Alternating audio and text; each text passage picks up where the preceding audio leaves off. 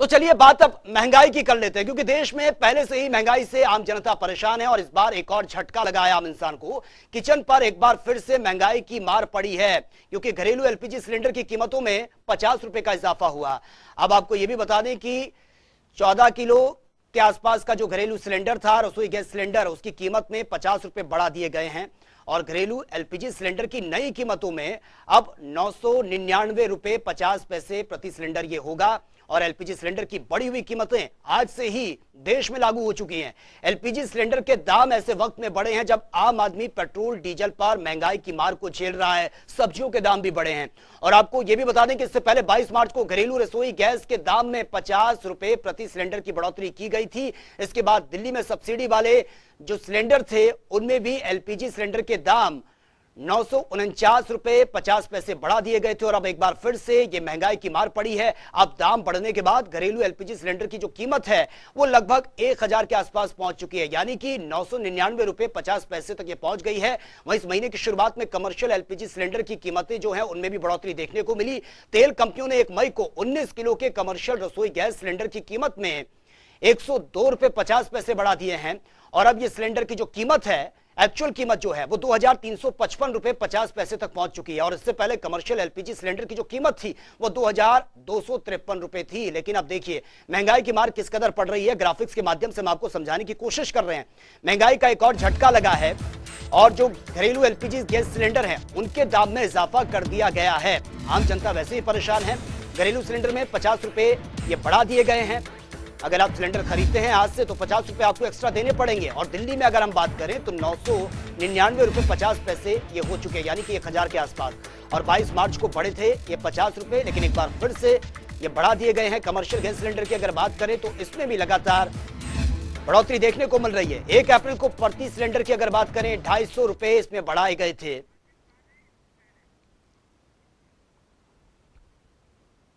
और ज्यादा जानकारी के साथ इनपुट हेड आसिफ खान इस वक्त हमारे साथ फोन लाइन पर बने हैं।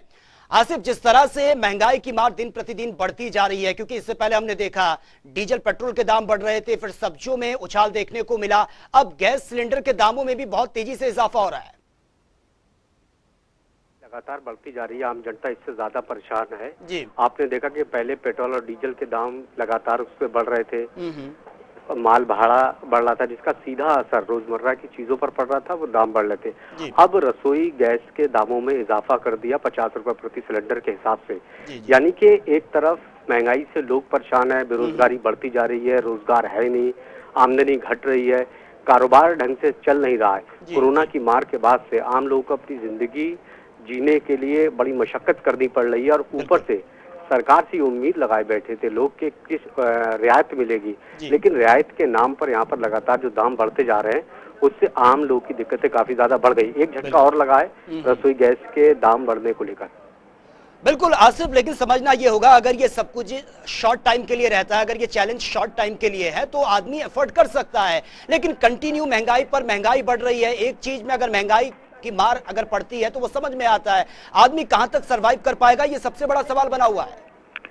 देखिए, अगर आमदनी बढ़ रही है, रोजगार ठीक चल रहा है, अगर कारोबार चल रहे हैं तब तो कोई दिक्कत नहीं है। महंगाई बढ़ रही है, देखो सरकार को भी पैसा चाहिए होता है विकास के कामों के लिए, लेकिन एक तरफ बेरोजगारी है, काम चल नहीं रहा है, तो दूसरी तरफ आप पेट्रोल डीजल के दाम बढ़ा रहे हैं, गैस सिलेंडर के दाम बढ़ा रहे हैं, तो आम आदमी कैसे अपनी जिंदगी जिएगा।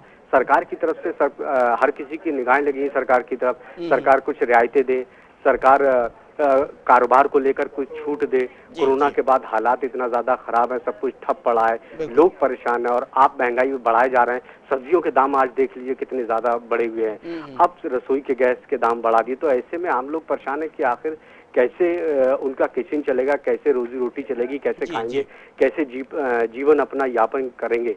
तो बड़ी दिक्कतें, बड़ी मुश्किलें बढ़ी हैं और इसी को लेकर सरकार की तरफ से जो फैसले लिए जा रहे हैं पेट्रोल डीजल को लेकर, रसोई गैस को लेकर, तो यहाँ बड़ी मुश्किल है। और इसकी तरफ देखिए ध्यान भी नहीं है, राजनीति हो रही है, मुद्दों को लेकर राजनीति नहीं हो रही है। ना तो विपक्ष इस पर ध्यान दे रहा है, विपक्ष सरकार को घेरने की कोशिश कर रहा है कि हाय आप क्या कर रहे हैं, पेट्रोल डीजल के दाम बढ़ा रहे हैं, रसोई गैस के दाम बढ़ा रहे हैं, आप जो है क्यों नहीं इसको कंट्रोल कर रहे हैं। आपको याद होगा 2014 में महंगाई एक बहुत बड़ा मुद्दा था। बिल्कुल, जब लोकसभा बिल्कुल। चुनाव था, सरकार ने कहा था क्या, बीजेपी ने कहा था कि जब हमारी सरकार बनेगी केंद्र में तब हम महंगाई को कंट्रोल करेंगे, लोगों को जी। रियायत देंगे। बिल्कुल लेकिन आसिफ, और देखिए वो अब आम जनता आज भी कहती है कि जो अच्छे दिन के सपने सरकार की तरफ से दिखाए गए थे, वो अच्छे दिन अभी तक नजर नहीं आ रहे हैं दूर दूर तक। चलिए, बहुत बहुत शुक्रिया फिलहाल आपका इस तमाम जानकारी के लिए।